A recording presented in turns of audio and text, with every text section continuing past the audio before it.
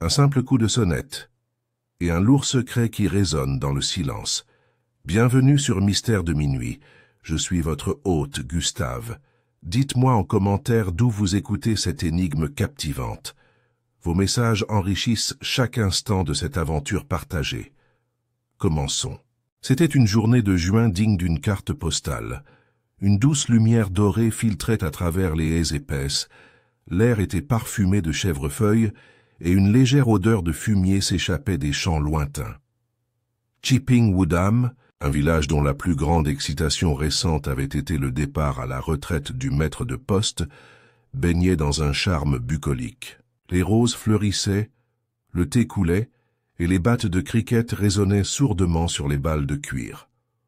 Au cœur du village, la garden party annuelle de Bell House attirait son lot habituel de matrones coiffées de chapeaux de soleil, de gentlemen oisifs et de citadins curieux. Bell House était la demeure ancestrale du colonel Geoffrey Carroway, retraité du ministère des Affaires étrangères et désormais président de presque tous les comités du comté. Avec sa façade, qui recouverte de lierre et son élégante majesté déclinante, elle offrait le cadre idéal pour bavarder et déguster des sandwichs aux concombres. « N'est-ce pas une image ?» murmura Madame Amelia Frobisher, veuve, présidente de la guilde de broderie locale, réputée pour son habileté à découper une éponge Victoria avec une précision quasi chirurgicale. Elle adressa sa remarque à Miss Marple, assise à côté d'elle à l'ombre d'un châtaignier en fleurs. « C'est vrai, Amelia, » ça dit Miss Marple en jetant un coup d'œil par-dessus sa tasse de thé, avec ce regard doux et aviaire qui avait déstabilisé plus d'un meurtrier au fil des ans. Même si je m'interroge sur la sagesse de placer ces bagatelles si près du nid. De guêpe, je l'ai dit à Madame Carroway, renifla Madame Frobisher, mais vous savez comment elle réagit quand un comité la surveille. Elle préfère le spectacle au fond. Alors que le quatuor de cuivre entamait une interprétation légèrement hésitante de Greensleeves, un murmure parcourut la pelouse. Les nouveaux venus étaient arrivés. Le jeune Lionel Carroway, neveu et héritier présumé du colonel, était revenu de Londres, accompagné d'une troupe d'invités d'apparence si métropolitaine qu'il semblait tout droit sorti d'une chronique mondaine. Il y avait Daphné Lorne, une journaliste de mode au rire de cristal brisé, Edgar Prince, un metteur en scène de théâtre dont l'écharpe flamboyante traînait dangereusement près du bol de punch, et Geneviève Marchand, une soprano française au regard tragique et à l'habitude de ne parler que lorsque c'était absolument nécessaire. Derrière eux, un sourire déférent suivait un jeune homme mince et blond, vêtu d'un uniforme impeccable, visiblement pas un client, mais un employé. Le village chuchota bientôt qu'il s'agissait du nouveau chasseur de l'hôtel local, engagé comme valet privé pour le week-end. Quelqu'un dit qu'il s'appelait Timothy Gray. Personne ne parvenait à le situer, malgré son calme et sa courtoisie. Trop courtois, peut-être. Miss Marple l'a remarqué. Elle remarquait presque tout. Il était presque 4 heures lorsque le premier cri brisa le silence. Un cri aigu et plaintif qui fit trembler les soucoupes à thé et propulser un pigeon hors de la taupière. Il provenait de l'intérieur de la maison des cloches. En quelques instants, les invités se précipitèrent comme des moutons polis. Miss Marple, toujours assise, inclina simplement la tête. Madame Frobisher lui serra le poignet. Mon Dieu, il s'est passé quelque chose. Quelques instants plus tard, le colonel Carroway fit irruption sur la pelouse, le visage rougeau sous son coup de soleil. « Restez tous où vous êtes », aboya-t-il essoufflé. « Il y a eu un terrible accident. » La voix de Miss Marple était calme. « Ce n'est pas un accident, colonel ?» Il cligna des yeux. « Comment as-tu... » Enfin, c'est trop tôt pour le dire. Mais c'est le jeune Timothy, le chasseur, il est mort. Halètement, chuchotement. Quelqu'un a laissé tomber une tasse de thé. Mort. Le garçon à peine sorti de l'adolescence, qui avait récupéré des manteaux et sourit poliment, qui n'avait même pas vécu assez longtemps pour se faire des ennemis. Du moins, c'est ce qu'il semblait. Pourtant, Quelqu'un, visiblement, avait pensé le contraire. Tandis que le quatuor de cuivre s'effondrait, Miss Marple posa délicatement sa tasse sur sa soucoupe et se leva. Son regard parcourut la mer de visages, certains pâles, d'autres inquiets, d'autres soudain un peu trop immobiles. Elle n'avait pas l'air surprise. Elle était seulement discrètement attentive, et c'est ainsi que tout a commencé. La nouvelle, comme à Chipping Woodham, se répandit plus vite que le médecin et avec beaucoup moins de délicatesse. Lorsque l'inspecteur Cray arriva de Market Brixham, un homme à la mâchoire carrée de l'école moderne, méfiant envers les tricoteuses et friand de traces de pneus, la moitié du village avait déjà ses propres théories. Plusieurs. Suspects et au moins un aveu fabriqué de toutes pièces. Au bureau de poste, Madame Dewhurst se pencha par-dessus le comptoir et chuchota à la femme du pasteur « Mort dans le bureau du colonel, paraît-il. » Comme dans un roman policier, le pauvre garçon avait un plateau de boisson à la main et pas une seule trace sur lui. « Du poison, alors ?» murmura Madame Elspeth Toller avec délectation. « Ou de la peur. J'ai toujours dit que ces citadins dégageaient une énergie étrange. À la boulangerie, M. Hughes était moins imaginatif, mais tout aussi sûr de lui. Il s'est mis en travers de quelque chose qu'il n'aurait pas dû. J'ai vu ce comédien rôder, l'air exaspéré. Vous me comprenez, ces artistes, c'est du drame et rien de moral. » En fin d'après-midi, les spéculations étaient aussi nombreuses que la crème caillée sur les scones du village. Le gendarme local, le jeune Pierce, qui n'avait jamais eu affaire à un crime plus grave qu'un vol de moutons, se tenait devant The Bell House, l'air blême et paniqué. Derrière le portail bouclé, Miss Marple, apparemment en route pour rendre visite à une nièce à Lower Loxley, fut discrètement admise par le colonel Carroway en personne. Après tout, elle avait été présente, et le colonel, bien comme d'action, savait depuis longtemps que les observations de Miss Marple perçaient souvent plus que de simples détails superficiels. À l'intérieur, l'atmosphère était pesante. La fête avait été interrompue, bien sûr. Madame Carroway s'était couchée avec ses sels odorants et Lionel arpentait le salon comme un chien en cage, les cheveux noirs ébouriffés et le visage crispé par ce qui semblait être une véritable détresse. « Je connaissais à peine ce garçon, » dit-il à l'inspecteur Cray, debout près de l'âtre, son carnet à la main. « Oncle Geoffrey l'a embauché par l'intermédiaire de l'hôtel, juste comme groom, pour l'amour du ciel. Pourquoi quelqu'un... Tout le monde a un ennemi, » répondit l'inspecteur d'un ton bourru. « Et parfois un ou deux secrets de plus que ce que leurs amis attendent. » Miss Marple, assise tranquillement à la périphérie, ses aiguilles, à tricoter intactes sur ses genoux, inclina légèrement la tête. « Pardonnez-moi, inspecteur, mais c'est peut-être une philosophie assez moderne.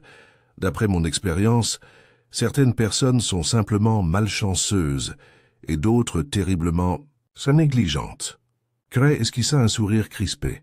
« Merci, Miss Marple.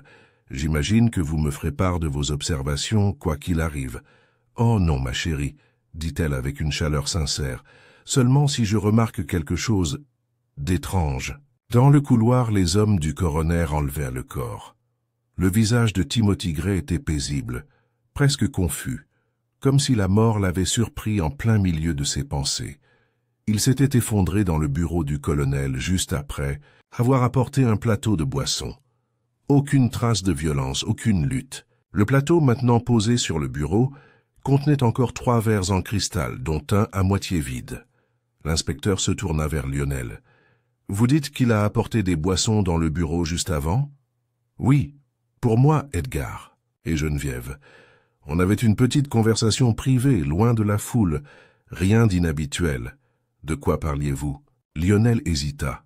« Je fais juste des nouvelles, en fait. Affaire londonienne, la pièce d'Edgar, la dernière tournée de Geneviève et les boissons. » La voix de Cray s'aiguisa. « Qui a bu quoi ?» Edgar Prince prit alors la parole. Il était entré en silence, son écharpe élégamment enroulée autour du cou, les pointes effleurant son gilet. « Oh chérie, j'ai pris du gin tonic. Ne touche jamais au whisky, ça abîme les cordes vocales. » Geneviève a pris du sherry, Lionel du scotch. Mais vous ne pouvez pas imaginer, inspecteur, qu'un seul nous c'était la cible. Difficile à dire pour l'instant, répondit Cray. Mais tant que les résultats toxicologiques ne seront pas disponibles, nous agirons avec prudence. Aucun d'entre vous ne doit quitter le village. Miss Marple, toujours apparemment absorbée par le motif de sa dentelle, demanda de sa voix douce. Timothy avait-il l'habitude de choisir lui-même les boissons? Lionel cligna des yeux. Non, je ne crois pas, il a apporté ce qu'on avait demandé. Dit Miss Marple, les yeux baissés. De retour au village, les conversations étaient devenues encore plus animées. Le pub avait fait d'excellentes affaires ce soir-là, et chaque recoin recelait une théorie. On entendit M. Bletchley, l'instituteur.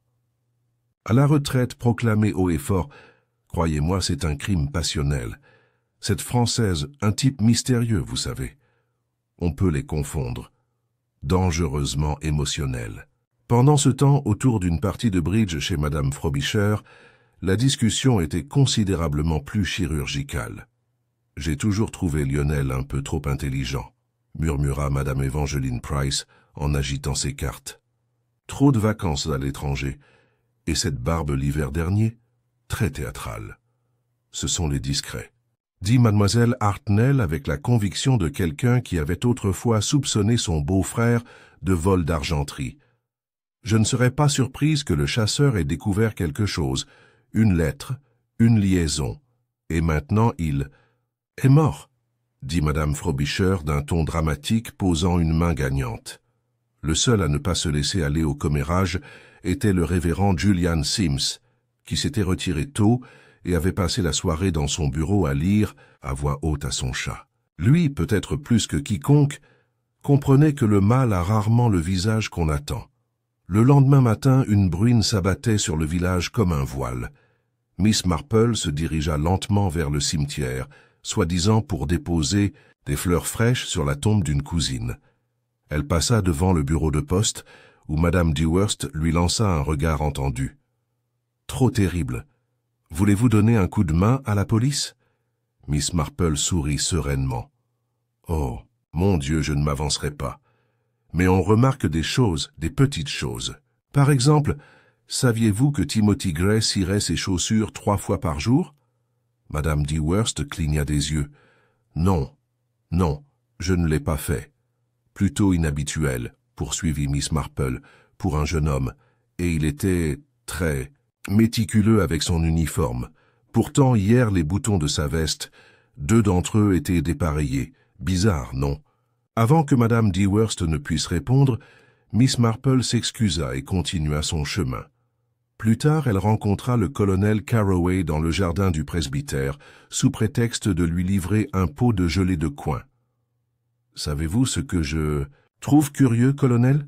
demanda-t-elle d'un ton léger en lui tendant le bocal. « Qu'est-ce que c'est, Miss Marple ?»« Le plateau du garçon. 3 verres, tu as dit. Mais je me souviens très bien avoir vu 4 verres quand il m'a croisé sur la pelouse. » Le colonel fronça les sourcils. « 4 ? Oui, je n'oublie jamais un motif, colonel. Et ça semblait très symétrique, 2 de chaque côté. Alors où est passé le 4e verre ?» Carroway parut troublé. « J'en parlerai à l'inspecteur. »« Oui, » dit doucement Miss Marple. « Fais-le. Ce sont rarement des accidents, tu sais. » Alors que la cloche de Sainte-Mildred sonnait midi, le village continuait son lent tourbillon de suspicions et de suppositions. Mais Miss Marple savait qu'il valait mieux ne pas se fier aux mots. Elle faisait confiance aux comportements. Et les comportements, avait-elle constaté, sonnaient souvent plus fort que n'importe quelle cloche. L'inspecteur Cray croyait au processus, et son processus commença par des listes. Nom échéancier, composition des boissons et, lorsque le village insistait, une collection croissante d'avis spontanés.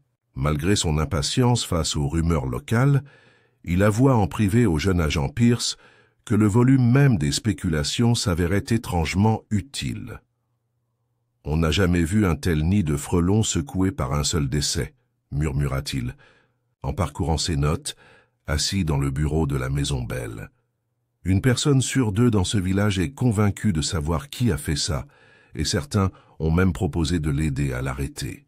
L'agent Pierce, qui se remettait encore d'avoir été forcé de boire du thé dans 3 chalets différents ce matin-là, hocha la tête avec lassitude.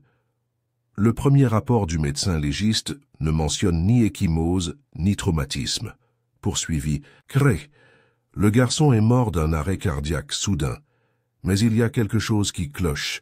Il est en bonne santé, sans problème de santé connu. Et puis il manque ce 4e verre. Il marqua une pause et se frotta le menton. Tu ne penses pas que le garçon était la cible? Pierce hésita. Ou peut-être n'était-il pas du tout la cible. Cray lui lança un regard. Ce n'est pas utile, Pierce. Pendant ce temps, Miss Marple avait adopté une approche différente. Elle préférait les histoires aux listes. Les gens finissaient toujours par se dénoncer. Il suffisait d'écouter. Pas toujours les mots, mais le ton, les changements, ce qui n'était pas dit du tout. Elle a commencé naturellement par le personnel. À l'auberge Bell and Bramble, où Timothy Gray avait travaillé 15 jours seulement avant sa mort, Miss Marple lui rendit une visite informelle. La propriétaire, Madame Rudge, une femme vive aux boucles cuivrées et dotée d'une connaissance encyclopédique des préférences alimentaires de chacun, se fit un plaisir de lui servir une tasse de thé et de partager ses connaissances.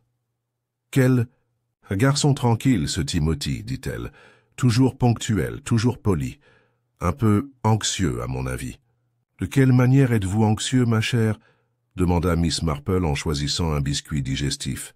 « Eh bien, dit Madame Rudge à voix basse, bien que personne d'autre ne fût présent, il était prudent, trop prudent, comme quelqu'un qui regarde toujours par-dessus son épaule. Il vérifiait ses commandes 2 fois, polissait le même verre 3 fois, et il ne prenait jamais sa paie sans la compter devant moi, ce qui ne me dérange pas, mais ça en dit long, non? Oui, dit doucement Miss Marple. Cela me dit qu'il avait eu des raisons, autrefois, de ne pas croire à ce qui lui était dû. Madame Rudge cligna des yeux. Tu crois qu'il avait des ennuis? Je pense, dit Miss Marple, qu'il savait peut-être quelque chose, et cette connaissance le rendait très prudent. De retour à la maison Belle, la maisonnée était en proie à la zizanie. Lionel avait pris l'habitude de se promener dans le parc, une cigarette au doigt. Edgar Prince s'était enfermé dans sa chambre, prétextant que le traumatisme avait rendu les répétitions impossibles.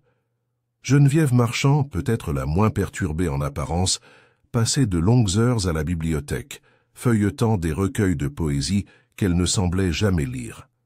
Miss Marple, sous prétexte d'apporter un ragoût à Madame Carroway, qui était sortie de ses évanouissements juste assez longtemps pour demander de l'agneau, s'attarda dans le salon. C'est là qu'elle retrouva Lionel. « Vous êtes très courageux, Monsieur Carroway, » dit-elle doucement. Il sourit légèrement. « Je ne dirai pas ça.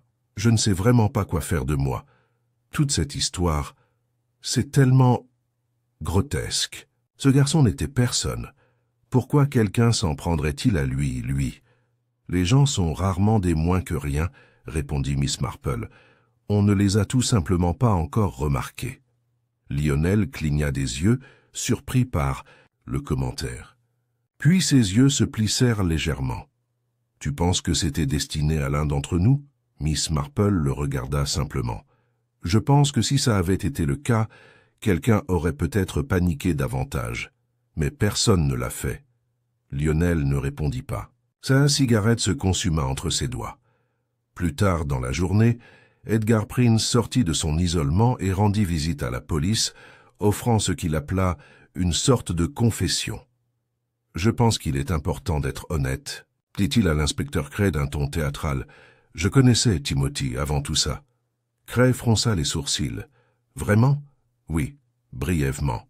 Je l'ai rencontré à Londres. Il travaillait dans un petit club privé. J'y ai été invité un jour par un ami producteur.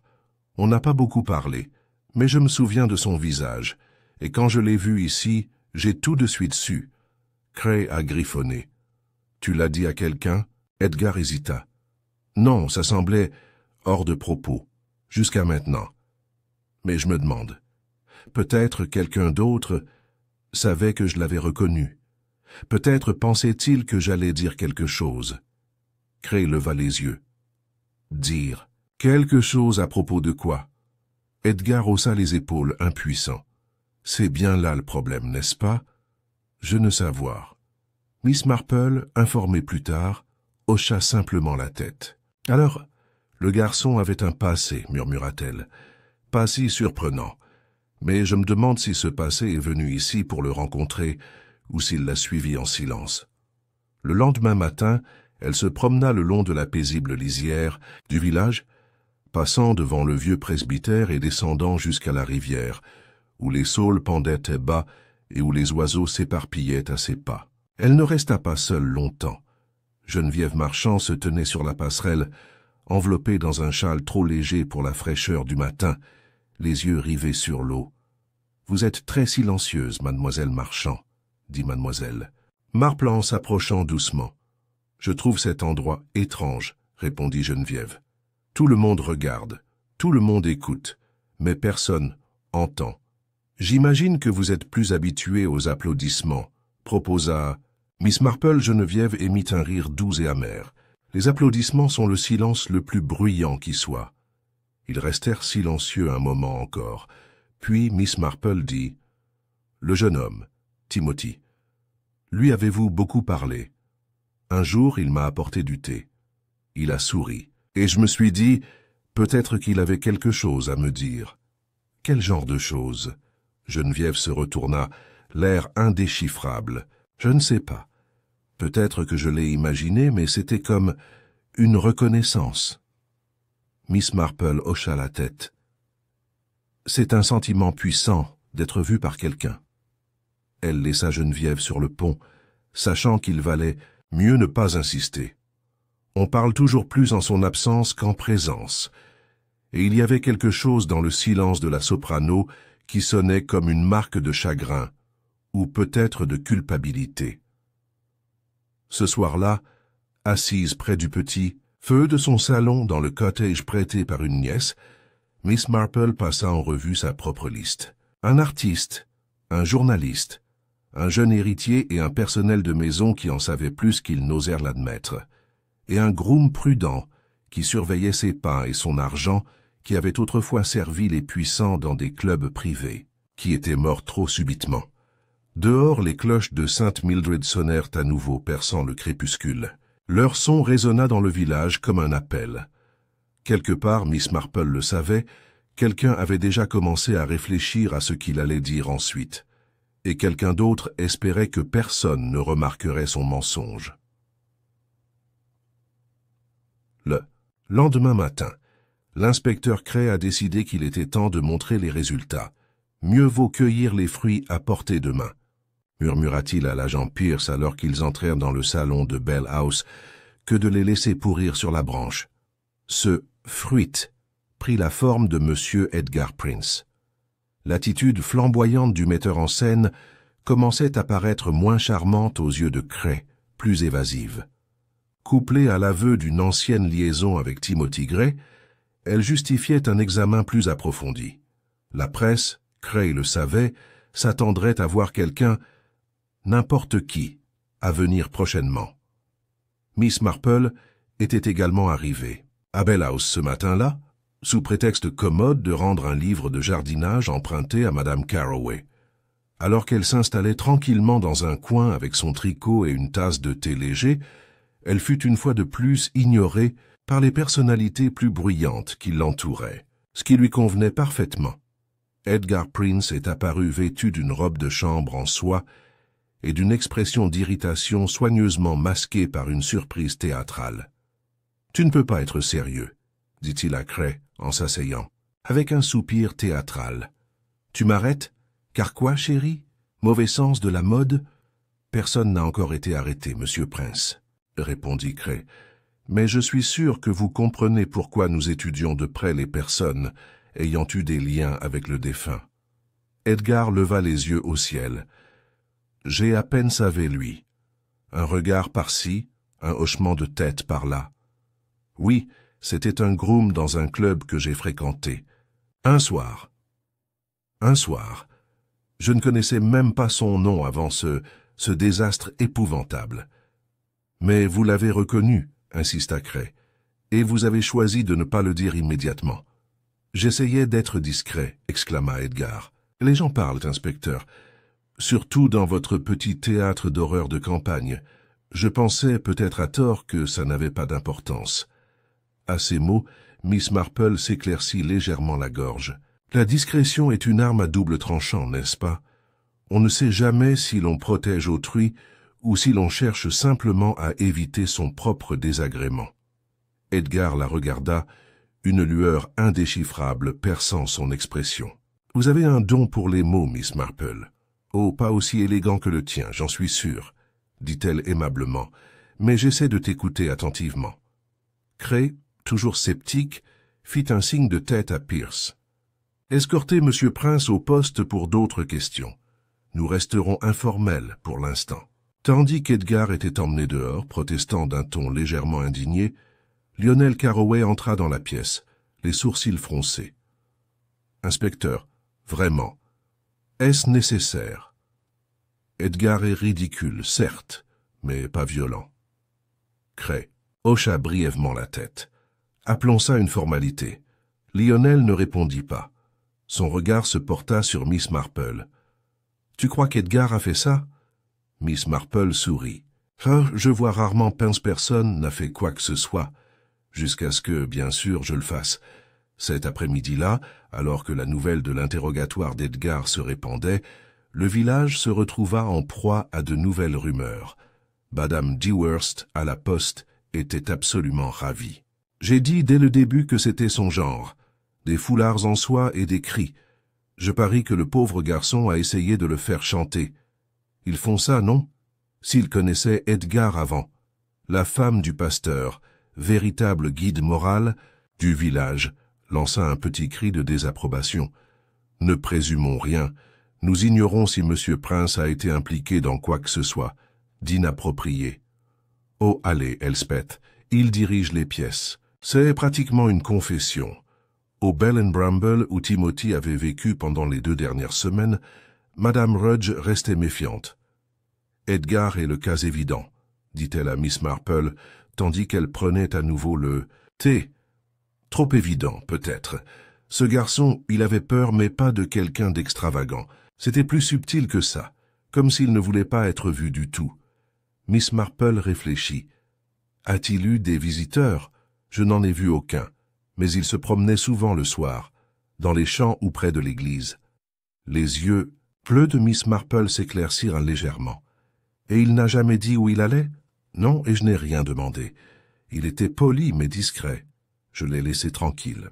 Plus tard dans la journée, Miss Marple se rendit au presbytère où le révérend Sims était en train de tailler ses roses. « Ah, Miss Marple, dit-il chaleureusement, vous venez toujours quand le jardin est à son apogée. »« Tu prends bien soin de tout, » répondit-elle. « Même les roses sont sensibles à la gentillesse. » Ils restèrent assis un moment dans le jardin baigné de soleil. Elle observa une abeille danser entre les pétales, puis dit doucement « Connaissiez-vous ?»« Timothy Gray, révérend ?» Il joignit les mains, les sourcils froncés. « Seulement en passant, il a assisté à la messe du dimanche dernier. Il était assis tranquillement au fond. J'ai remarqué qu'il n'a pas communié. Peut-être qu'il n'était pas membre de l'Église d'Angleterre. Peut-être. Ou peut-être qu'il portait en lui un sentiment de culpabilité qu'il ne pouvait pas abandonner. » Le vicaire la regarda. « Tu crois que quelqu'un voulait le faire taire? Je pense que quelqu'un avait peur de ce qu'il pourrait dire. » Ce soir-là, l'inspecteur Cray reçut des nouvelles du laboratoire. Des traces de digital avaient été trouvées dans l'un des verres du bureau. Un extrait de digital, commune dans les jardins, mais mortel entre de mauvaises mains.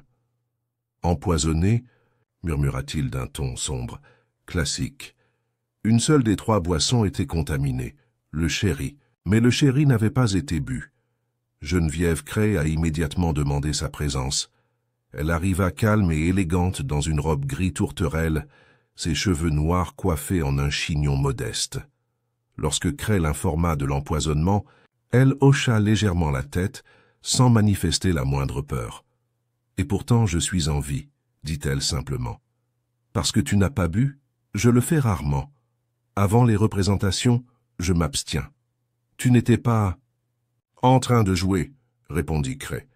Les lèvres de Geneviève se courbèrent légèrement. Certaines habitudes sont difficiles à perdre. Miss Marple, qui était entrée discrètement dans la pièce, demanda doucement « Avez-vous odeur ?»« Quelque chose d'inhabituel, ma chère. »« Dans la boisson ?» Geneviève secoua la tête. « Rien. »« Alors quelqu'un s'attendait à ce que tu le boives, » dit Miss Marple doucement. « Ou quelqu'un d'autre était censé le faire. » L'inspecteur Cray insista. « Les lunettes auraient-elles pu être échangées ?» Geneviève hésita. « Timothy les a posées, je n'ai pas su distinguer les deux, mais Lionel m'a passé mon verre. » La pièce s'est tue. Interrogé, Lionel a confirmé le geste. « C'est une habitude, » a-t-il répondu sur la défensive. « Je tends toujours son verre à Geneviève. Elle n'aime jamais toucher le plateau. »« Et Timothy t'a-t-il dit quelque chose ?» demanda Miss Marple. Lionel hésita. « Juste comme d'habitude. Vos boissons, monsieur. » Rien de plus. Elle l'observa attentivement. « Tu es sûr ?»« J'étais... » « Eh bien, j'étais distrait. » Edgar parlait fort, mais non, rien dont je me souvienne. Les yeux de Miss Marple s'attardèrent sur lui, puis se baissèrent sur ses genoux. Après le départ de Geneviève, Cray soupira. Alors, le verre empoisonné était à elle. Mais elle ne l'a pas bu. Le garçon est mort. Mais comment? La voix de Miss Marple était douce. Seulement s'il buvait lui-même une gorgée. Ou peut-être s'il la goûtait pour quelqu'un d'autre. Cray fronça les sourcils. Pourquoi ferait-il ça?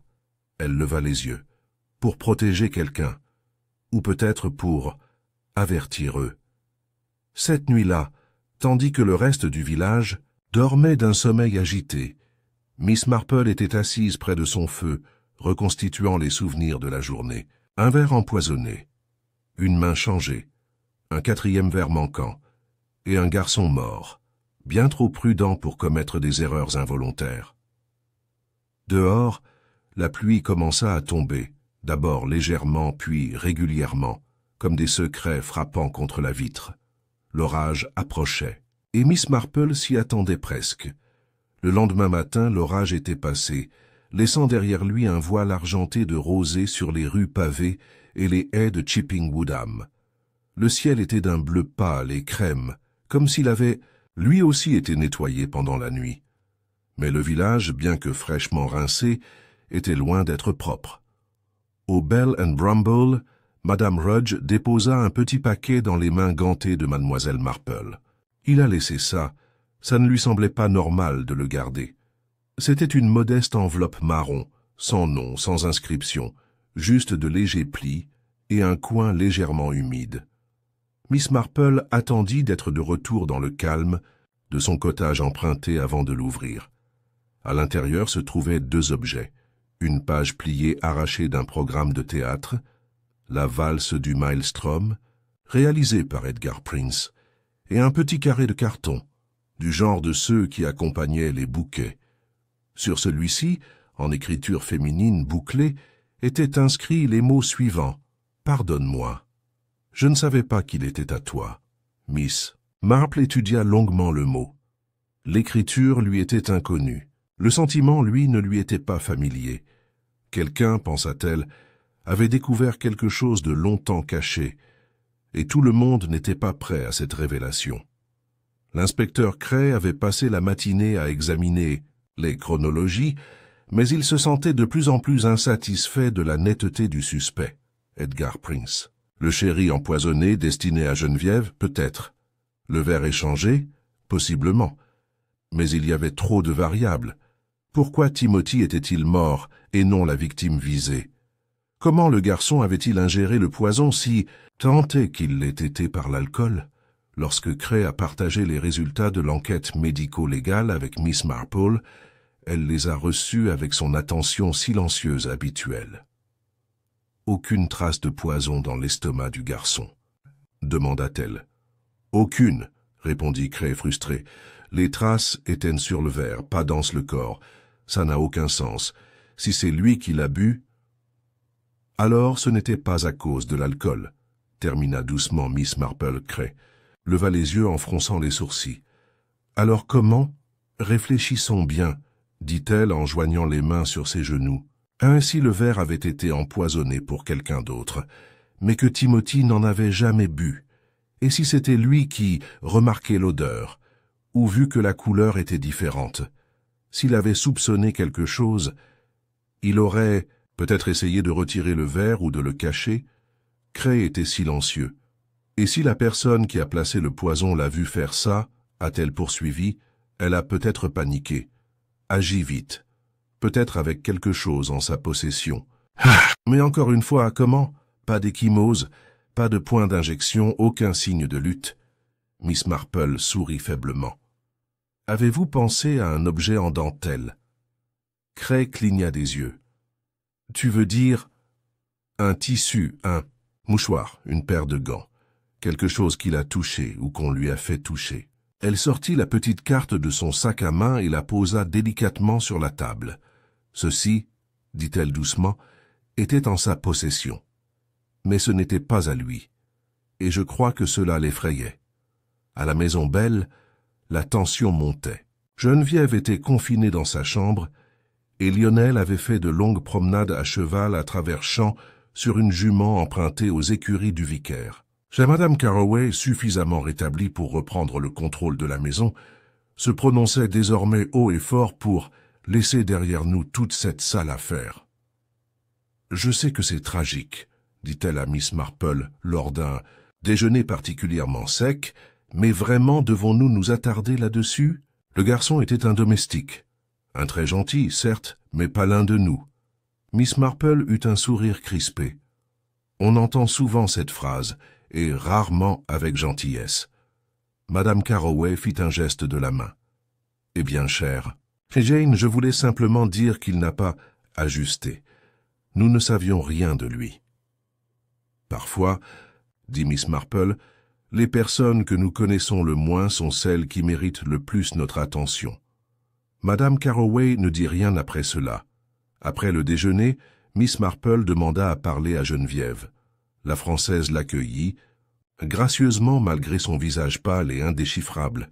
« Je me demandais, dit Miss Marple, si cela vous dérangerait de me parler de la valse du Maelstrom. » Geneviève cligna des yeux. « La pièce? Oui. J'ai trouvé un programme dans les affaires de Timothy. Saviez-vous qu'il a assisté à l'une des représentations? » Geneviève resta silencieuse un long moment. Puis elle dit doucement, « Oui, je l'ai reconnu la première fois que je l'ai vu ici, mais je n'ai rien dit. »« Parce que tu avais peur ?» Geneviève hocha la tête. « Peur et honte. » Miss Marple attendait. « Après la dernière représentation, il y a eu un rassemblement, » continua Geneviève. « Une fête chez le metteur en scène. Edgar organisait toujours ce genre de choses. Timothy était là. Il n'était pas invité. Il travaillait, bien sûr. Il livrait quelque chose. Mais il a vu des choses. » Miss Marple resta silencieuse. « Il y a eu un scandale, » a admis Geneviève. « Un producteur marié, une scène dans la cuisine, des mots qui n'auraient jamais dû être entendus. Edgar m'a supplié d'être discrète. Il a dit que Timothy pourrait le ruiner s'il parlait. »« Et l'a-t-il fait ?» demanda Miss Marple. Geneviève secoua la tête. « Il a disparu. Disparu. Je pensais qu'il avait été payé ou effrayé. Mais il est arrivé ici. » Oui. Sa voix tremblait. Maintenant. Il m'a reconnu. Je l'ai vu dans ses yeux, mais il n'a rien dit. Rien du tout. Et pourtant, il portait un mot, dit Miss Marple en montrant la carte. Était-ce à vous? Geneviève le prit lentement, l'étudia, puis secoua la tête. Non, mais je sais qui l'a écrit. Elle a rendu la carte. C'est l'écriture de Daphné. Mademoiselle Daphné Lorne fut trouvée allongée dans le solarium, une cigarette et un magazine à la main.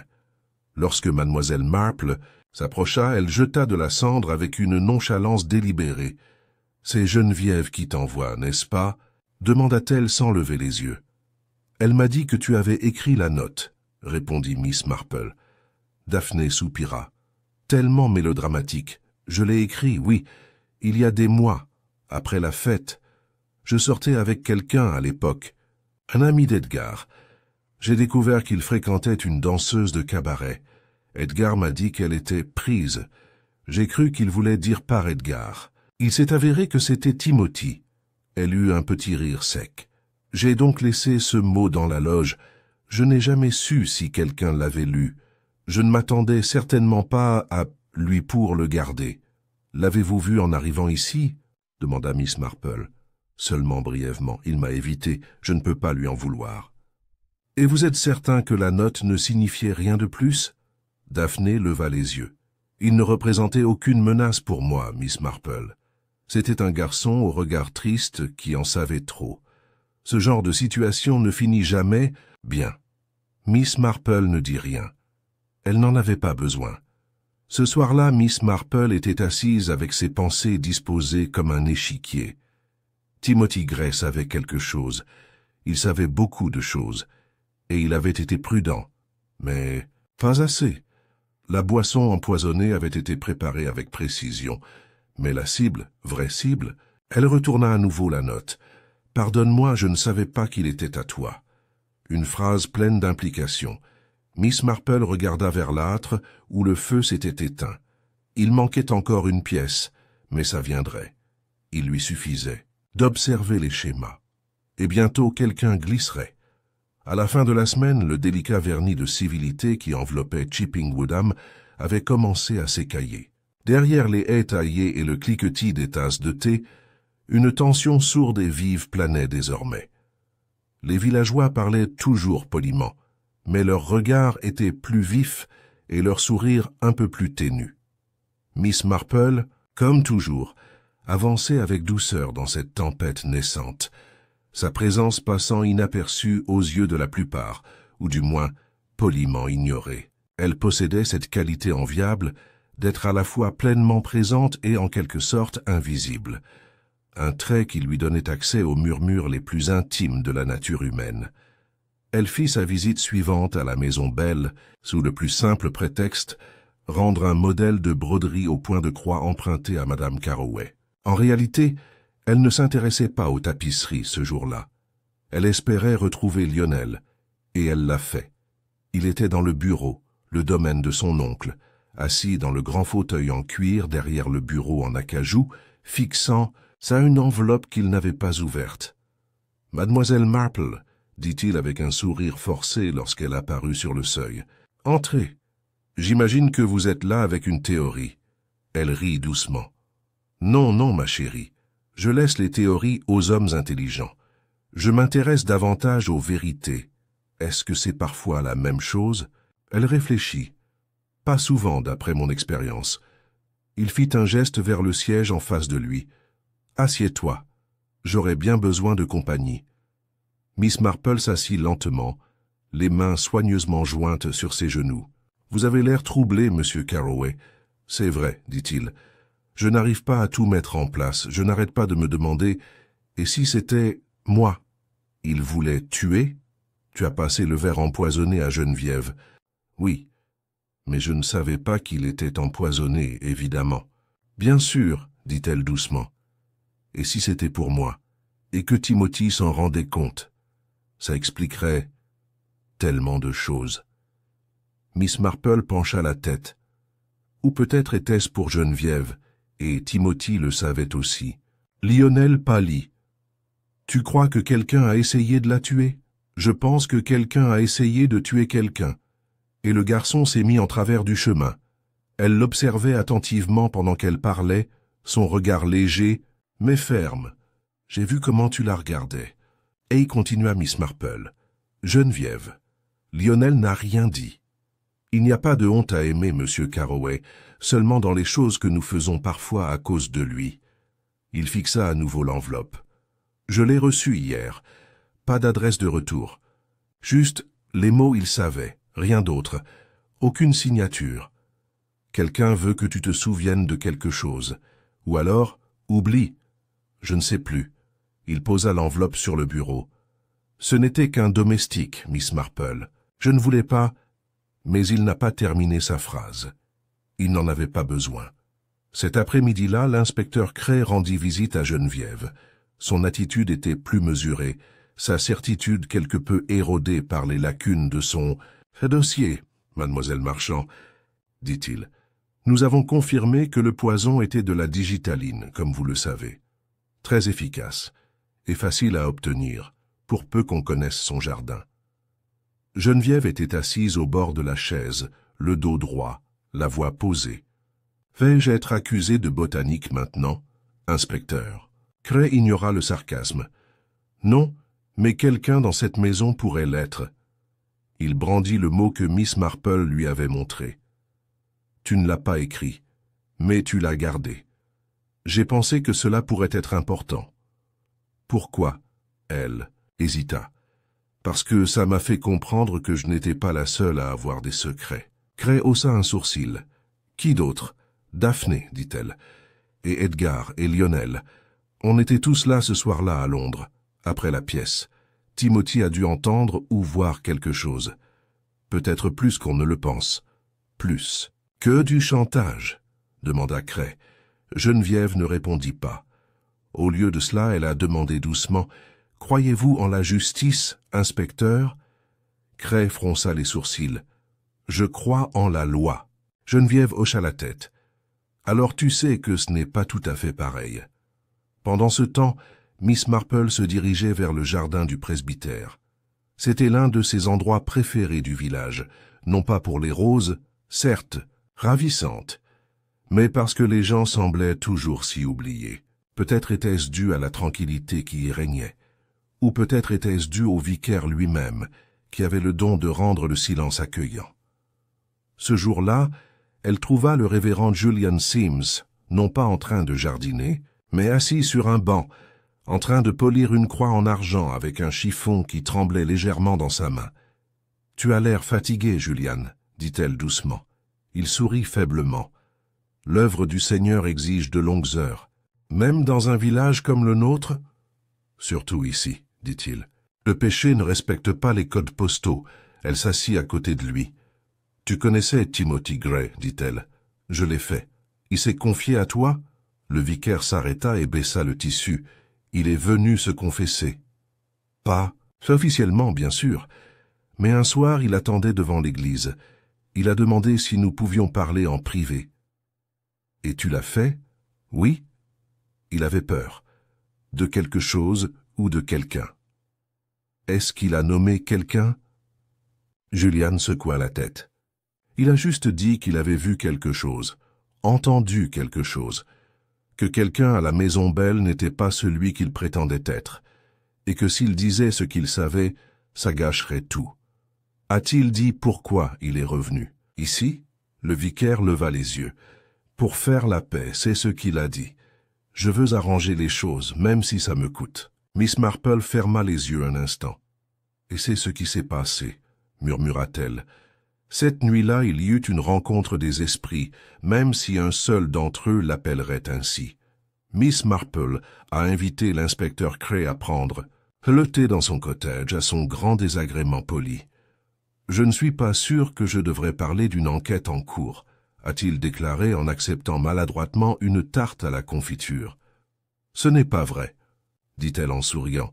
« Vous parlez simplement à une vieille femme qui se trouve profondément attachée à la justice. » Cray la regarda. « Tu as une théorie.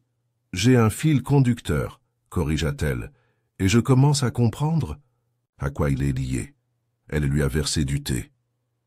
Dans cette maison, tout le monde a quelque chose à cacher. Edgar, Daphné, Geneviève, même Lionel. Mais un seul d'entre eux a agi. Un seul a vu Timothy comme plus qu'une nuisance, comme une menace. « Tu penses que c'était personnel ?»« Oh, inspecteur, » dit Miss Marple, « c'est toujours le cas. » Elle posa sa tasse. « Je crois que Timothée essayait d'avertir quelqu'un. Je crois qu'il a échangé le verre empoisonné. Mais il a commis une erreur. » Cray se pencha en avant. « Lequel ?» Il a laissé le mauvais indice derrière lui. Elle lui a remis le programme de la valse du Maelstrom. Quelqu'un d'autre a conservé cela aussi. Quelqu'un qui se souvenait de cette performance, non pas comme d'une œuvre d'art, mais comme d'un moyen de pression. Cray fixa la couverture, puis la regarda à nouveau. « Tu penses que c'est notre tueur ?» Miss Marple hocha la tête. « Pas encore. Mais bientôt. Ils commencent à s'inquiéter. Et quand des gens comme eux ont peur, ils recommencent. » Le lendemain matin, l'aube était humide et agitée, comme si le village lui-même commençait à se lasser d'attendre la vérité. L'air était lourd d'une odeur de terre détrempée et de pétales de rose écrasés sous des pas pressés. Les Palsy. Ragots à Chipping Woodham avaient pris une tournure nerveuse.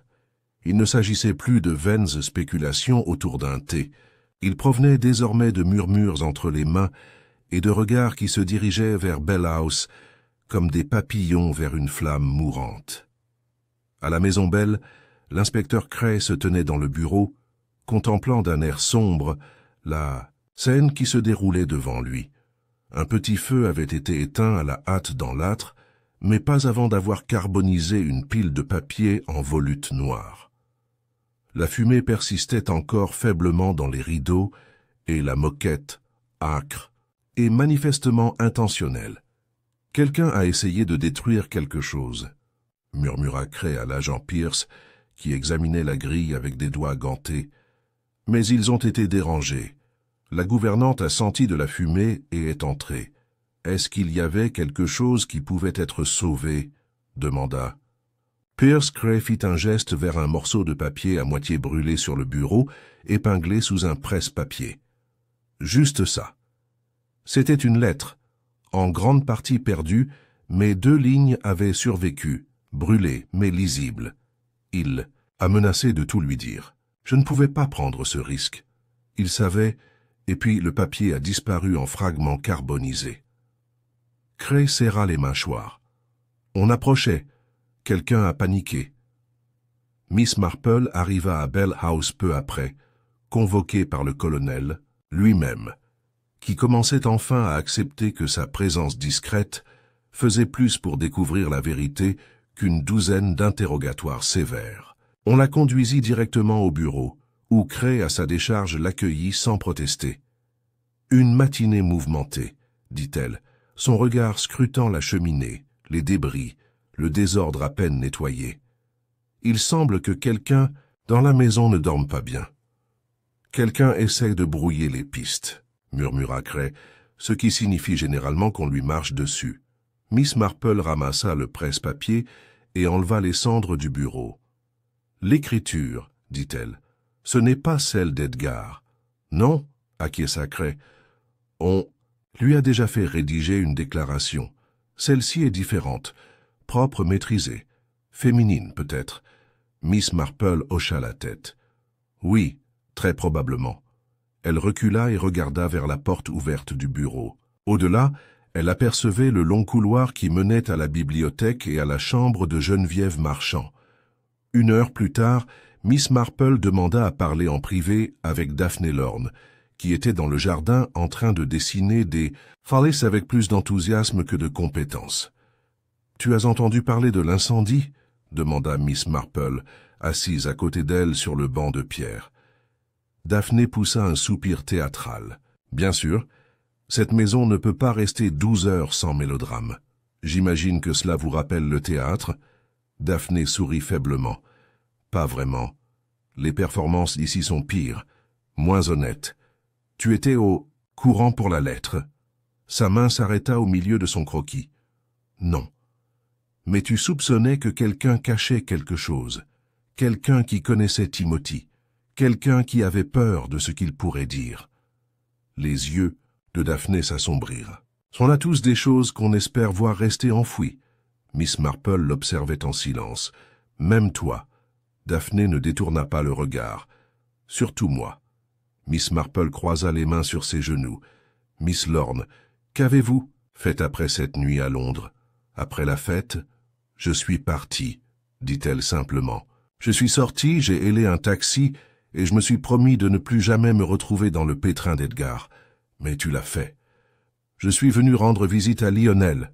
Il m'a écrit. Il m'a demandé de venir. Il m'a dit qu'il avait besoin d'amis autour de lui. » Le regard de Miss Marple s'éclaira. « Il t'a écrit ?» Daphné hésita. « Oui. il y a environ 1 mois. Miss Marple fouilla dans son sac à main et en sortit une petite lettre pliée, récemment récupérée dans la chambre de Timothy à l'auberge. Celui-ci? Daphné cligna des yeux. Oui, c'est ça. Miss Marple hocha la tête. Curieux, c'est Timothy qui l'avait, pas Lionel. Les lèvres de Daphné s'entr'ouvrirent, mais elle ne dit rien. Pendant ce temps, Cray avait pris Edgar Prince à part pour un nouvel interrogatoire. Cette fois, le directeur de théâtre semblait plus ébranlé. « Je l'avoue, dit-il affalé sur une chaise à la gare. J'ai menti sur le fait que je connaissais bien Timothy. Il ne travaillait pas seulement au club, il fréquentait quelqu'un là-bas. OMS, Edgar soupira. Un homme nommé Clive Redmayne. Producteur. Marié, riche, puissant. Timothy était jeune et idiot. Ça s'est mal terminé. Et qu'est-ce que cela a à voir avec ça? Tout, dit Edgar sèchement. Clive a essayé de cacher l'affaire. Il a payé Timothy. Mais le garçon n'a pas disparu. Il a attendu. Il a attendu d'apprendre que Geneviève avait été fiancée à Clive il y a longtemps. Et puis Timothy est arrivé ici. Ce n'était pas une coïncidence. Pourquoi ne nous l'as-tu pas dit avant? Parce que ça aurait détruit Geneviève. Et Lionel, et moi, peut-être. Cray se pencha en avant. Tu crois que Timothy est venu ici pour la faire chanter? Non, dit Edgar. Je pense qu'il est venu pour la protéger. Je pense qu'il se souciait encore d'elle. De retour. Au cottage, Miss Marple était assise près du feu avec un nouvel ajout à sa collection grandissante de preuves. Une page du journal de Lionel, déchirée à la hâte, mais retrouvée sous le bureau après l'incendie. Elle contenait une seule ligne. Elle ne me pardonnerait jamais si elle le savait. Il avait dit qu'il le lui dirait. Je ne pouvais pas laisser ça arriver. Le « elle » était Geneviève. Le « il » était Timothy. Et le « je », Miss Marple, en était désormais certaine. Était Lionel Carroway. Elle l'avait observé avec trop d'attention, avait écouté avec trop d'attention le tremblement qui se cachait derrière son charme. Il avait été effrayé dès le début. Ni en colère, ni indigné, effrayé. Il savait que la vérité allait arriver. Il avait tenté de l'empêcher d'utiliser du poison. Mais Timothy, toujours attentif à la vérité, était intervenu. Et quelqu'un, Lionel ou un autre, avait veillé à ce que le garçon n'ait jamais l'occasion de parler. Miss Marple plia doucement la page et la remit dans son sac. Mais alors même que son esprit commençait à aligner les dernières pièces, quelqu'un frappa à la porte. C'était le vicaire. Son visage était pâle. « Il y a eu un autre incident », a-t-il déclaré. Son cœur battait fort, mais sa voix restait calme. « Dis-moi, à la Maison Belle, Geneviève. » Elle s'est évanouie. On dit qu'elle a été empoisonnée. Miss Marple se leva lentement. C'était arrivé à nouveau. Mais cette fois, le tueur avait fait une erreur. Le rideau était sur le point de se lever sur l'acte final. Lorsque Miss Marple arriva à Bell House, le drame avait repris de plus belle. Geneviève Marchand gisait à l'étage dans sa chambre, faible mais consciente, soignée par un médecin dépêché à Market Brixham. En bas, la maisonnée vibrait d'inquiétude, de spéculation, et, Miss Marple le remarqua vivement, d'un étrange calme acquis. « Trop calme », murmura-t-elle en franchissant la porte d'entrée. Madame Carroway s'agitait nerveusement dans le couloir, se tordant les mains. « Oh, Jane, c'est trop terrible. Pas encore. Pourquoi elle? Pourquoi cette pauvre Geneviève? Elle est vivante. » dit doucement Miss Marple. « C'est déjà ça. »« À peine, » murmura Madame Carroway. « Le médecin dit qu'elle a ingéré une petite dose du même poison. Quelqu'un a mis quelque chose dans son thé. Le thé a-t-il été préparé ici? Dans la cuisine, oui, mais tout le monde avait la même marmite. » Les yeux de Miss Marple pétillèrent légèrement. « Vraiment? » Dans la chambre à l'étage, Geneviève était calée sur des oreillers pâles et sereines. Ses yeux sombres s'ouvrirent brusquement lorsque Miss Marple entra. « Je ne suis pas encore prête pour un dernier air, » murmura-t-elle d'une voix tendue. Miss Marple sourit et s'assit près du lit. « C'est réconfortant de te voir encore narquois. Je n'ai pas beaucoup bu. Juste une gorgée. Il y avait quelque chose d'amer. Je le savais. Miss Marple hocha la tête, puis jeta un coup d'œil vers le plateau à thé sur le buffet. 3 tasses. Toi, Lionel et Daphné? Les lèvres de Geneviève se pincèrent légèrement. Daphné a refusé le sien. Elle a dit qu'elle préférait le café et est allée elle-même à la cuisine. « Comme c'est pratique, » murmura Miss Marple. « Elle ne me ferait pas de mal. »« Non, » répondit Miss Marple, « mais elle pourrait laisser croire à quelqu'un d'autre qu'il en a l'occasion. » En bas, Lionel était de nouveau dans le bureau debout à la fenêtre, dos à la porte. Il se retourna lorsque Miss Marple entra.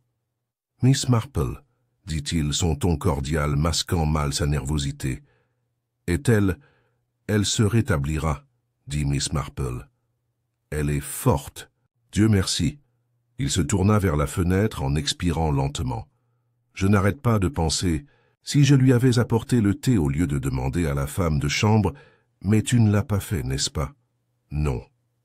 Je ne me sentais pas bien. »« Lionel, » dit Miss Marple, et la douceur de sa voix disparut, remplacée par une voix presque d'acier. « Il faut arrêter de faire semblant. Tu te sentais bien. Ce que tu n'éprouvais pas, c'était du courage. » Il se retourna, raide. « Je ne vois pas ce que tu veux dire. » Elle s'avança. Timothy a essayé de protéger Geneviève. Il a échangé le verre empoisonné ce jour-là. Mais il a commis une erreur fatale. Il n'a pas réalisé que quelqu'un l'observait. Les yeux de Lionel se plissèrent. « Tu regardes ?» Quelqu'un qui a réalisé que le plan avait mal tourné. Quelqu'un qui a paniqué. Quelqu'un qui a réagi rapidement et désespérément avant que la vérité éclate. « C'est toute une histoire, » dit-il froidement. Miss Marple sourit tristement. « C'est vrai. Mais ce n'est pas une fiction. Lionel, je sais ce que Timothy savait. Je sais ce que tu craignais qu'il dise à Geneviève.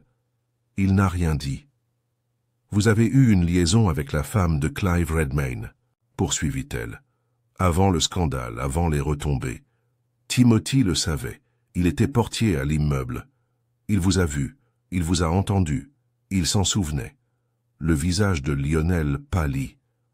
Votre relation avec Geneviève, dit Miss Marple, aurait été brisée si elle avait su que vous étiez impliqué dans une telle tromperie. Vous craignez qu'elle vous considère comme un membre de ce monde hideux qu'elle avait tant essayé d'échapper. La voix de Lionel se brisa. Je l'aimais. Tu le fais toujours. Je ne voulais pas. Il s'arrêta, et soudain, le vernis se craqua. Je voulais dire le poison pour lui, pas elle. Je pensais qu'il allait tout détruire. Et maintenant, elle est presque morte, dit doucement Miss Marple. Je n'ai pas fait le thé, je le jure.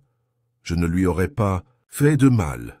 Non, dit Miss Marple, mais quelqu'un d'autre a peut-être essayé de la faire taire. Quelqu'un qui s'est rendu compte qu'elle avait vu trop. Il fronça les sourcils. Tu veux dire, pas moi? Miss Marple recula. Pas cette fois.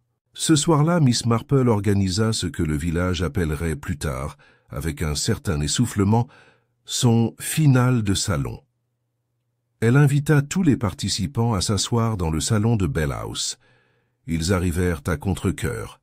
Geneviève soutenue par une canne, Lionel renfermé et silencieux, Daphné les bras croisés et Edgar l'air hautain mais nerveux. L'inspecteur Cray se tenait près du manteau, les bras croisés, laissant Miss Marple diriger. Elle a commencé avec une grâce calme. « Quelqu'un a tenté de tuer, dit-elle, à 2 reprises. La deuxième fois, il a échoué. Mais la première fois, il a ôté la vie à un jeune homme qui n'avait rien fait de mal, si ce n'est en savoir trop. Timothy Gray est venu ici dans l'espoir de dire la vérité. Au lieu de cela, il est mort pour cela. Personne n'a parlé, soyons clairs. La tentative initiale était un verre empoisonné, destiné soit à Geneviève, soit à Lionel, selon la personne à qui l'on prête foi. Mais Timothy est intervenu. Il a échangé les verres, et quelqu'un s'en est rendu compte. Son regard balaya la pièce. Et maintenant, nous savons qu'une deuxième tentative d'assassinat a eu lieu ce matin sur Geneviève. Et je crois que le mobile était la peur. la peur qu'elle ait découvert quelque chose. Geneviève regarda lentement autour d'elle. « Tu veux dire que quelqu'un d'autre ici connaissait le secret de Lionel ?» Miss Marple secoua la tête. « Non, Miss Marchand. Je dis-toi à fait. » Un moment de silence stupéfait. Geneviève cligna des yeux. « Quoi? Tu as bu dans le même plateau de thé que Lionel et Daphné. Mais seulement toi, je suis tombé malade. Pourquoi? Parce que ta tasse était à toi, et personne d'autre n'y avait touché. Mais la théière, elle avait déjà servi. » Elle se tourna vers Daphné. « Tu as prétendu être allé à la cuisine prendre un café, mais tu n'en as jamais bu. Tu n'as rien rapporté, parce que tu n'avais aucune intention de boire quoi que ce soit. » Les yeux de Daphné lancèrent des éclairs. « Tu crois que je... » ?»« Oui, » répondit simplement Miss Marple. « Vous avez vu la lettre que Lionel vous avait écrite en possession de Timothy. Vous avez paniqué.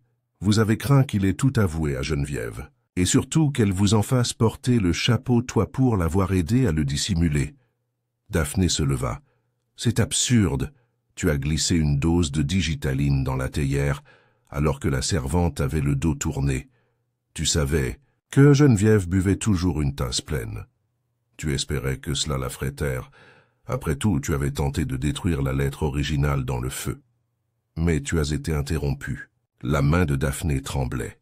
« Timothy n'est pas mort à cause du poison de Lionel, » dit doucement Miss Marple. « Il est mort parce que, lorsqu'il a changé de verre, vous avez compris qu'il allait révéler votre rôle dans cette affaire. Vous l'avez suivi jusqu'au bureau, peut-être pour le confronter, peut-être plus encore. Et vous avez pressé le mouchoir imbibé de poison sur son visage, l'espace d'un instant. Assez. » L'inspecteur Cray s'avança.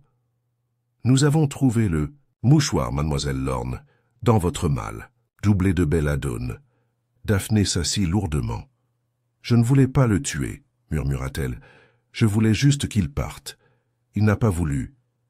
Il a dit qu'il lui dirait tout. »« Vous aviez peur, » dit doucement Miss Marple. « Mais vous n'étiez pas seul. C'est là toute la tragédie. » Geneviève fixa Daphné sans ciller. Lionel ferma les yeux. Cray fit signe à Pierce. « Emmenez-la. » Miss Marple se leva lentement, les mains à nouveau jointes, la tempête derrière ses yeux calmes enfin apaisés. Et juste comme ça, la vérité a retenti, silencieuse, claire et définitive. Le silence qui suivit était de ceux que seule une cloche pouvait briser. La pièce resta figée après la confession silencieuse de Daphné Lorne. Le feu crépitait doucement, l'horloge en laiton sur la cheminée sonnait 7h30, et dehors, le crépuscule se déployait doucement sur le village tel un rideau de velours qui s'estompe. Mais à la maison de la cloche, personne ne bougeait, personne ne parlait. L'inspecteur Cray, bien que peu enclin aux fioritures, avait l'air presque respectueux en posant la main sur l'épaule de Daphné. Sa résistance s'était dissipée. Elle baissa les yeux vers ses genoux, les lèvres légèrement entr'ouvertes, comme si elle cherchait le texte approprié pour une tragédie enfin devenue réalité. L'agent Pierce la conduisit doucement dehors. La porte se referma derrière eux avec un léger clic final. C'était fini. Ou presque. Miss Marple resta debout, la posture posée et posée, bien que son regard scrutât la pièce avec une certaine acuité. La vérité avait été dite, certes, mais pas encore point compris. Et Miss Marple, qui avait passé sa vie parmi les façades humaines, savait que les dommages causés par une vérité non dite pouvaient être tout aussi puissants que l'acte qui les avait provoqués. Elle s'éclaircit légèrement la gorge. « Il y a encore des choses à dire, » commença-t-elle, « à propos de Timothy Gray, à propos de ce qui s'est réellement passé ici, à propos des raisons de ce qui s'est passé. » Geneviève, pâle et épuisée, se redressa dans le fauteuil, Lionel se tenant à ses côtés, protecteur, sans le regarder. Edgar se tenait maladroitement près de la cheminée, son écharpe pendant comme un accessoire oublié, un homme soudain incertain d'être encore un personnage de la scène, ou simplement un témoin. Miss Marple se tourna vers Geneviève. « Tu savais, n'est-ce pas ?» demanda-t-elle doucement. « À propos du lien de Lionel avec la femme de Clive Redmayne, Geneviève ne broncha pas. Je m'en doutais. Timothy ne l'a jamais dit directement, mais il a fait des allusions. Il pensait que je devais le savoir. « Pourquoi n'as-tu pas confronté Lionel ?» demanda l'inspecteur Cray. Geneviève répondit sans le regarder. « Parce que j'avais peur qu'en posant la question, j'obtienne la réponse que je redoutais, que je cesse de l'aimer dès qu'il l'avouerait. » Elle se tourna enfin vers Lionel. Mais je savais déjà, pas seulement pour elle, pour tes mensonges, pour ce que tu étais prêt à faire pour les protéger. Lionel s'est laissé tomber sur une chaise à proximité, la tête baissée. « J'avais peur, murmura-t-il, que tu partes, que tout s'écroule. »« Et donc tu as essayé d'empoisonner un garçon ?» demanda Cray, la voix devenant plus acerbe. Lionel secoua vivement la tête. « Non, je ne l'ai pas fait. J'ai paniqué, oui, mais je ne l'ai pas tué. Je ne l'ai pas touché. Je n'en ai jamais eu l'occasion. » Miss Marple s'avança, d'une voix calme et froide comme un ruisseau d'hiver. « C'est toi qui as écrit la lettre, celle que Daphné a brûlée. Tu t'es arrangé pour que Geneviève soit là, sachant que Timothy pourrait venir. Et quand il est arrivé, tu as observé chacun de ses mouvements, terrifié qu'il parle. Tu n'as pas agi, mais tu activé, pire encore, vous l'avez laissé mourir, en silence. » Lionel leva les yeux. « Je ne savais pas que Daphné... » « Mais tu savais qu'elle le pouvait, » l'interrompit doucement Miss Marple, « et tu n'as rien dit, même après la mort de Timothy. » Il couvrit son visage avec ses mains. Geneviève le regarda. Il n'y avait aucune colère dans son expression, juste une profonde tristesse, une profonde lassitude. « Ce n'était pas le mensonge, Lionel, » dit-elle. « C'était la lâcheté. » Un long silence s'ensuivit. Edgar, mal à l'aise, finit par dire « Alors, tout ça, c'était par amour, finalement. Terriblement cliché. »« Non, » répondit Miss Marple d'une voix douce. « C'était uniquement par honte. L'amour ne tue pas. La honte, si. La honte et la peur d'être vue telle que l'on est. » Elle se dirigea vers la fenêtre, regardant le ciel qui s'assombrissait. Timothy Gray était un jeune homme qui en avait trop vu. Pas seulement les indiscrétions des riches, ni les petites trahisons de l'ambition, mais aussi les schémas qui les sous-tendaient. Il comprenait les gens. Tout comme une femme de ménage perçoit la vérité dans les paniers à linge, ou un jardinier dans les parterres de fleurs abîmées, Timothy observait et se souvenait. Et lorsqu'il essayait de réparer ses torts, de redresser la situation, il en payait le prix. Elle se retourna à sa voix toujours douce, non pas par cruauté, ni par intention de nuire, mais parce qu'il était convaincu que la vérité, dite avec douceur et à la bonne personne, pouvait guérir. Les mains de Geneviève se resserrèrent sur les bras de sa chaise. Daphné avait peur, poursuivit Miss Marple. Peur que Timothy ne détruise une vie qu'elle avait contribué à protéger. Elle n'a pas agi par malveillance, mais par désespoir. Cela ne l'absout pas, bien sûr, mais cela l'explique. Cray hocha la tête. Elle sera inculpée, peut-être d'homicide involontaire et de tentative de meurtre. Les tribunaux décideront du reste. Encore le silence. Alors Geneviève se leva. « Je partirai demain matin, » dit-elle. Lionel se leva également. « Geneviève, s'il te plaît. » Elle leva la main. « Je dois partir, pas à cause de toi, mais parce que je suis déjà restée trop longtemps, dans cette maison, dans cette vie. » Elle se tourna vers Miss Marple. « Merci. » Miss Marple inclina simplement la tête, et Geneviève sortit, une canne à la main d'un pas lent mais inébranlable. Le lendemain matin était clair et lumineux, le genre de journée printanière qui mettait au défi de croire que le monde pouvait redevenir simple. Mais la simplicité, Miss Marple le savait, n'était jamais la vérité. Elle n'en était que la surface. Elle se tenait devant le Bell and Bramble, après une promenade solitaire dans le village. La fenêtre de l'auberge était fermée, la chambre de Timothy n'était plus occupée. Un panneau « À vendre » était apparu à la fenêtre. Elle s'attarda un moment, puis se détourna. Dans le cimetière, le révérend s'occupait d'un carré de soucis. Il hocha la tête à l'approche de Miss Marple. « Il n'y aura pas de funérailles, » a-t-il déclaré. Aucune famille ne pourra réclamer le corps. Il sera enterré discrètement, modestement. Il méritait mieux, répondit Miss Marple. C'est vrai, dit le vicaire, mais il a laissé quelque chose, je crois, une graine de vérité. Et parfois, cela suffit.